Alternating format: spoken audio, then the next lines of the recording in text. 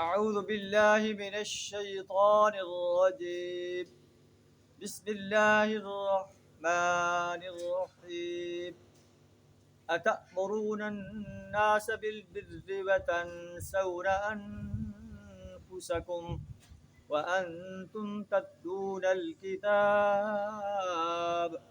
افلا تعقلون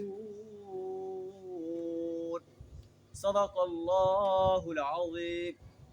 اے اہل کتاب، کیا تم لوگوں کو نیکی کا حکم دیتے ہو اور اپنے آپ کو بھول جاتے ہو، اور تم خود ہی کتاب کی تلاوت کرتے ہو؟ افلا تعقلون، کیا تم عقل سے کام نہیں لیتے؟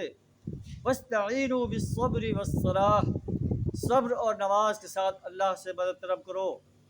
وانھا لکبیرۃ الا علی الخاشعین، یہ ہے بہت بڑی بھاری چیز مگر خاشعین کے لیے بھاری نہیں ہے، جو اس بات پہ یقین رکھتے ہیں کہ انہیں اپنے رب سے ملاقات کرنا ہے۔ وَأَنَّهُمْ إِلَيْهِ رَاجِعُونَ، اور وہ اسی کی طرف لوٹائے جانے والے ہیں۔ اللہ سے دعا ہمیں بھی نیکی کا حکم کرنے، اپنی ذات سے مدد طلب کرنے، صبر اور نماز کے ساتھ، اور انسانیت کے سامنے حق بات کو پیش کرنے کی جرأت عطا فرمائے۔ وآخر دعوانا الحمد للہ رب العالمین۔